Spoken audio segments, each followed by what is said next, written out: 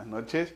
Mi nombre es Rafael González Otoya Barrera, soy gerente de NetDreams, expresidente del Comité de Marketing Mobile del IAB Perú y profesor de los cursos web de la carrera de Desarrollo y Medios Digitales de Toulouse-Lautrec. En este live, cuando me pidieron a mí que hablara sobre algún tema de la carrera, decidí hablar sobre el camino del desarrollador web. Es uno de los puntos muy importantes dentro de la carrera. ¿Te gusta el mundo web? La verdad es que dentro de los medios digitales y entre las agencias que trabajamos para el mundo digital, el ser el desarrollador web es una de las carreras mejor pagadas y de más rápido aprendizaje. Esa es una de las grandes ventajas que tiene. No hay mejor momento para empezar a estudiar y entrar en el mundo digital a través del desarrollo web que ahora. Yo les recomiendo, la verdad, que si tienen interés en profundizar en temas de web, vean la carrera de desarrollo y diseño para medios digitales como una de las grandes opciones. Cuando hablamos del mundo web, normalmente hablamos de HTML, de CSS, de JavaScript. Pero en realidad, como pueden ver en la presentación, el mundo web es un mundo enorme. HTML, CSS y JavaScript es lo que nosotros conocemos como frontend. Mientras que este frontend, que es la parte que tú ves en tu navegador, se tiene que conectar con el backend, que es la parte del servidor donde está la información, donde están todos los procesos importantes. Entonces, el primer paso en el camino del desarrollador web es el frontend developer. ¿Qué es el frontend developer? El frontend developer es la persona que se encarga de producir HTML, CSS y JavaScript para un sitio web o aplicación móvil, para que el usuario pueda ver e interactuar directamente con ellos. El HTML es un lenguaje de marcado de programación. Mucha gente dice, yo no quiero aprender HTML porque es programar. HTML no es programar. Simplemente es un lenguaje en el que tú defines qué información se va a ver en la página web.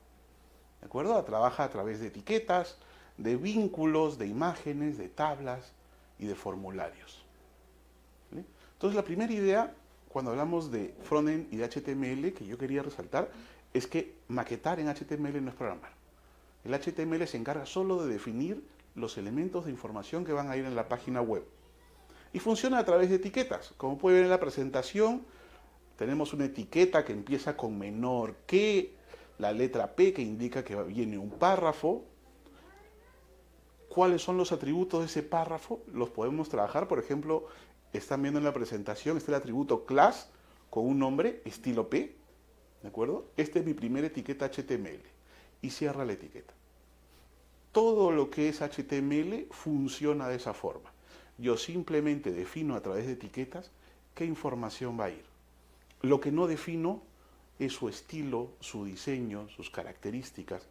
Todo eso vamos a trabajarlo con otro tipo de lenguaje, que es el lenguaje CSS. CSS o estilos en cascada se utiliza en combinación con HTML para separar el contenido del diseño.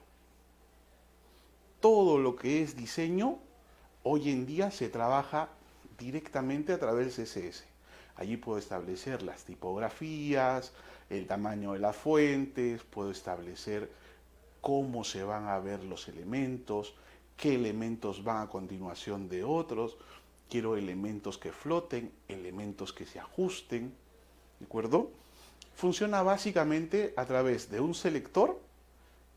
Por ejemplo, yo puedo decir que todas las etiquetas P que veíamos en la diapositiva anterior tengan un tamaño de texto de 14 puntos.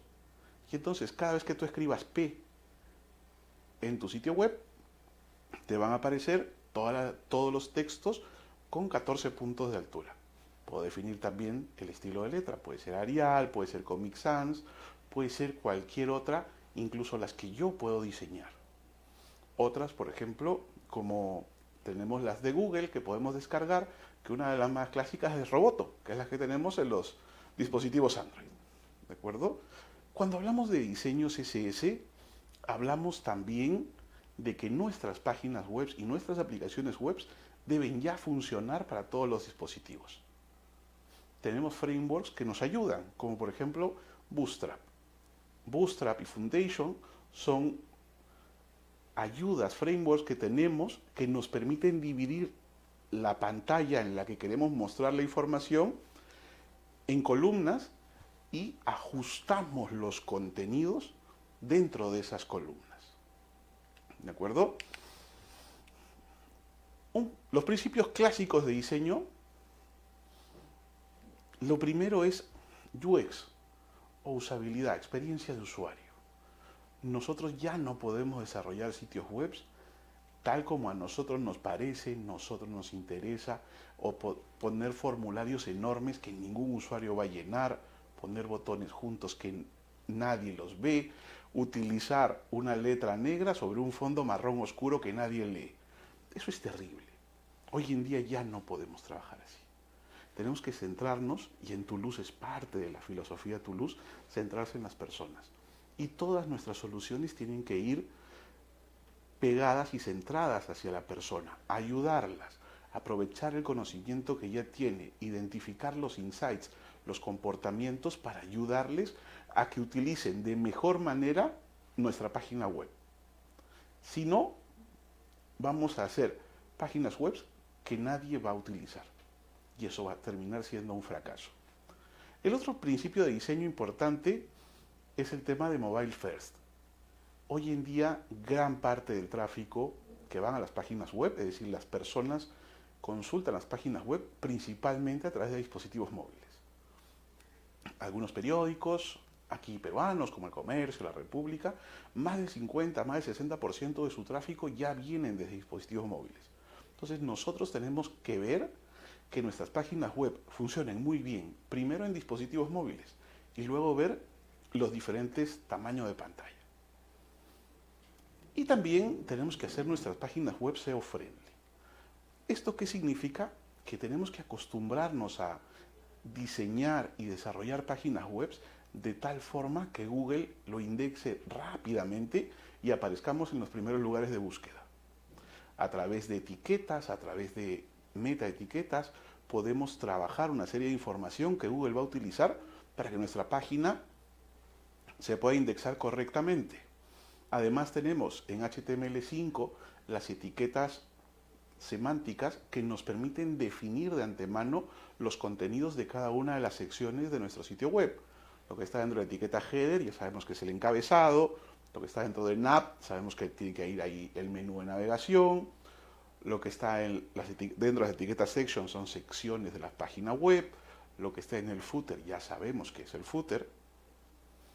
Todo ese tipo de etiquetas semánticas es importante ponerlas y además no solo poner una imagen, sino también poner, por ejemplo, el atributo alt, que es el texto alternativo, que nos ayuda a indexar y ayuda a personas con dificultades visuales a que puedan también consultar nuestro sitio web. Una de las cosas más difíciles cuando hablamos del mundo del CSS es el buen gusto. Lograr un buen gusto, que tú sepas como diseñador, esto va bien, esto va mal, es imposible lograrlo si no estás en un ambiente que te ayude y fomente la creatividad, si no estás pegado con otras personas que también se interesan en diseño, que también trabajan lo tuyo. Y esa es una de las grandes ventajas que yo veo en la carrera de diseño y desarrollo para medios digitales en Toulouse. Estás con gente que se dedica a diseño. No es gente que sepa o que su principal rol es solo programar. Es gente que desde el diseño programa soluciones que realmente funcionan. Eso es muy distinto y eso es muy bueno. Lograr el buen gusto es la parte más complicada de todo diseñador.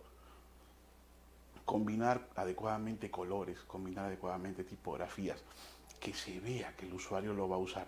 Eso es una de las cosas más importantes. Y que solo lo puedes lograr cuando estás en un sitio donde la creatividad es lo importante.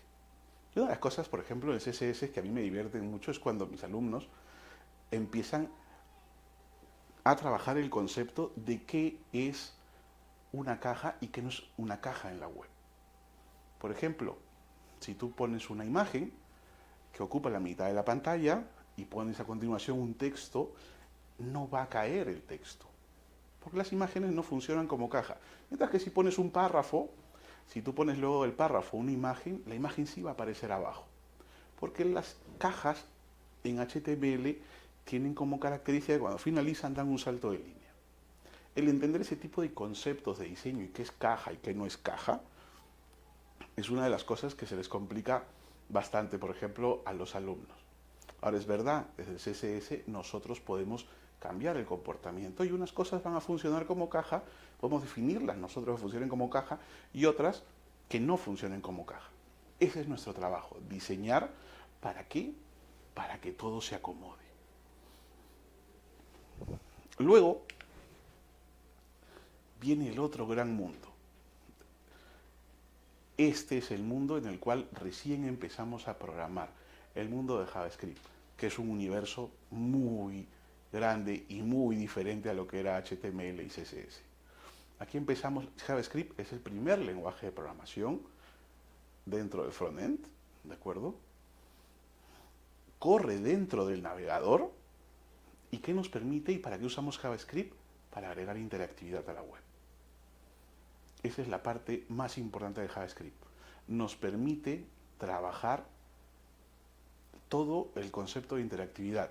El poder poner comentarios, el poder trabajar junto con CSS para hacer transiciones y que aparezcan mensajes de forma bonita y agradable para el usuario.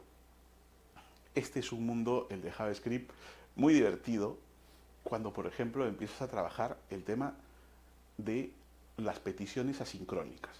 Mientras que en HTML y CSS el procesador y el navegador va mostrando línea a línea lo que tú vas definiendo, en el JavaScript tú puedes hacer una llamada, por ejemplo, entras en Facebook, recargas, empiezas a pedir información de un post que te ha gustado y si le pones todos los comentarios y haces clic, la página no se recarga automáticamente.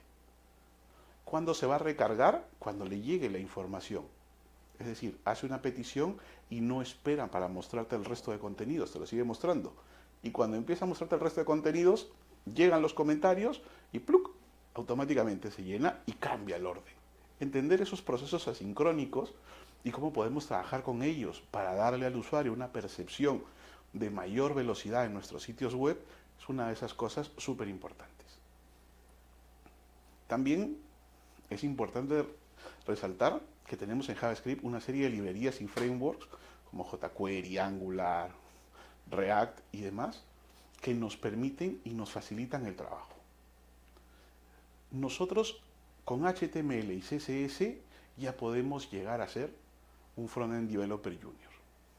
Muchas empresas están buscando gente que se dedique solo a maquetar, solo a hacer frontend y además la parte más básica está en HTML y CSS, la parte junior.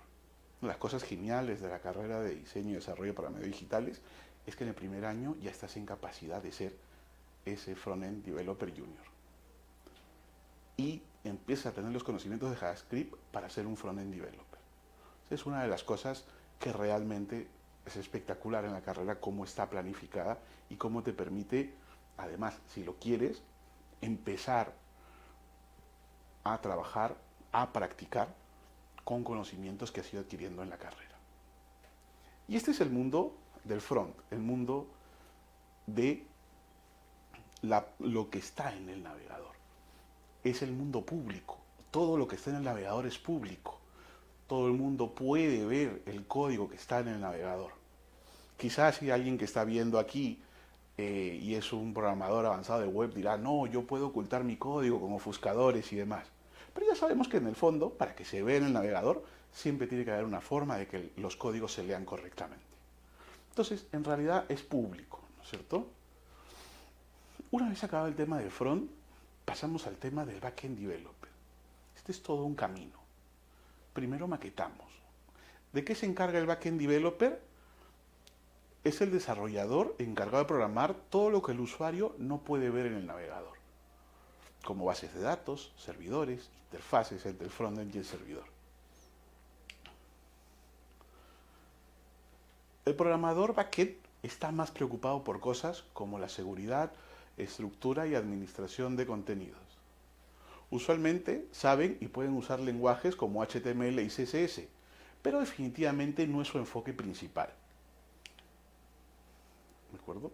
Aquí vemos eh, todo de lo que se puede encargar, de las tres secciones principales de lo que se puede encargar el backend developer. La primera son las interfaces.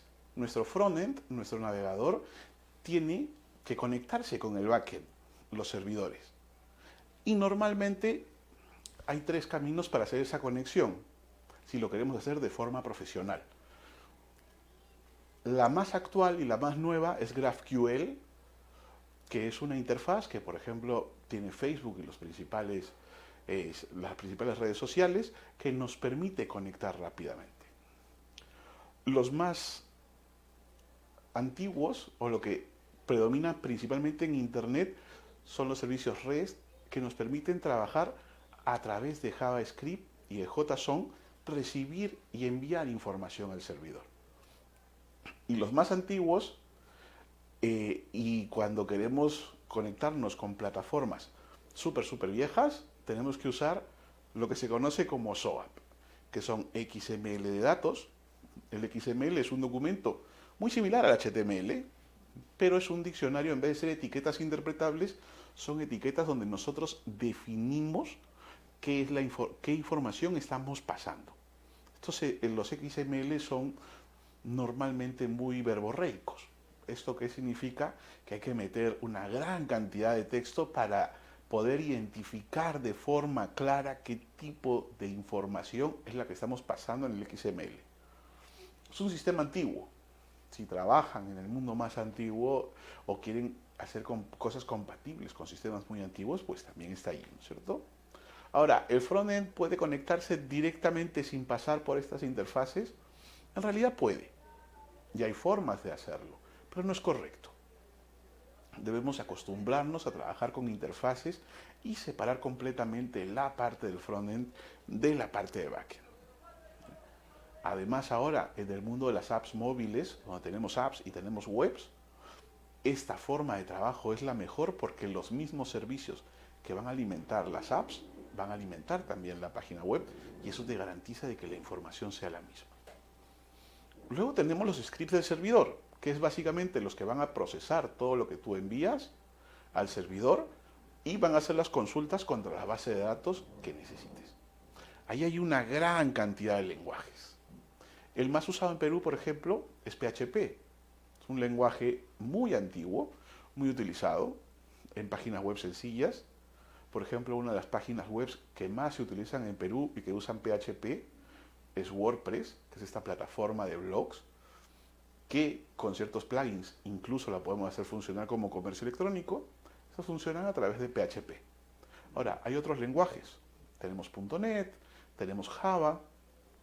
Hoy en día está muy de moda Python. Es uno de los lenguajes más apreciados para aquellas personas que quieren trabajar, por ejemplo, con Machine Learning, con realidad aumentada, con toda una serie de procesos informáticos que requieren matemática por detrás.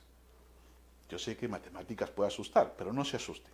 A los que les gustan las matemáticas, Python, por ejemplo, es un lenguaje que estoy seguro que les va a encantar. A los que no, tienen otras opciones. ¿De acuerdo? No todos tienen que dedicarse a la parte matemática. Y aparte de los lenguajes de script del servidor, tenemos las bases de datos. Las más conocidas, pues MySQL, SQL Server y Oracle, cuando hablamos de bases de datos relacionales, y tenemos bases de datos no relacionales como MongoDB. ¿De acuerdo? Cuando ustedes, por ejemplo, entran a la web de Facebook y se loguean, tienen que preguntar a los servidores de Facebook si el usuario y contraseña que han puesto es correcto. Lo que no puede ser es que Facebook le devuelva al frontend cuál es el usuario y la contraseña que esté en base de datos para que hagas en el navegador la comprobación. Lo normal es que el navegador envíe esa información a los servidores y el script en el servidor, luego de consultar la base de datos, confirme si las credenciales que has dado son correctas o no, y en caso de que haya algún error, reportar qué tipo de error al frontend, que es el que lo va a mostrar como la forma que el diseñador decida que debe mostrarse los errores. Ese es el camino correcto y es el camino que siguen ahora mismo todos los programadores. Hay un tipo de desarrollador de backend que se conoce como full stack, ¿vale? Stack Overflow, que es una de las páginas para desarrolladores más importantes del mundo, dice que el perfil full stack es el más demandado en todo el mundo en este 2019, ¿de acuerdo? ¿Quién es un full stack developer? Es un programador que es muy bueno en frontend y muy bueno en backend, ¿de acuerdo? Es la evolución, la experiencia que te va llevando. ¿Los alumnos de la carrera de diseño y desarrollo para medios digitales pueden llegar a ser full stack? Por supuesto que sí. Ven mucho diseño y ven la parte de frontend muy fuerte, pero también con todos los cursos que van llevando, también ven cosas de desarrollo, ven cosas de base de datos, aprenden a hacer consultas, aprenden a hacer todos los objetos y a trabajar con diversos lenguajes, la conectividad, y entonces también llegan hasta este punto de poder ser muy buenos full stack. Ser backend, no solo backend, de dedicarse solo a programar scripts de servidor o hacer consultas a base de datos, sino que incluso ser unos geniales full stack. Luego tenemos el tema del DevOps. Esto es un tema bastante nuevo. Igual, Stack Overflow menciona que es el perfil mejor pagado dentro del camino del desarrollador web profesional. Son muy poquitos los DevOps. Es el perfil mejor pagado. ¿Sí? Y se conoce que DevOps es un acrónimo de lo que en inglés es Development, o sea, desarrollo, y operación, y operaciones. ¿Sí? ¿Qué significa? Que las personas que se dedican al tema del DevOps son personas que integran tanto el desarrollo como las operaciones. Y más que ser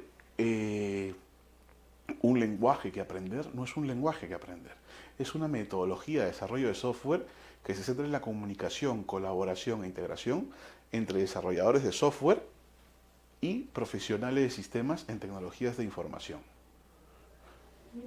El DevOps es uno de los perfiles más nuevos hoy en día, están siendo cada vez más demandados y es el nexo entre la parte más tecnológica, más pegada a servidores y sistemas, a la parte más de diseño y desarrollo.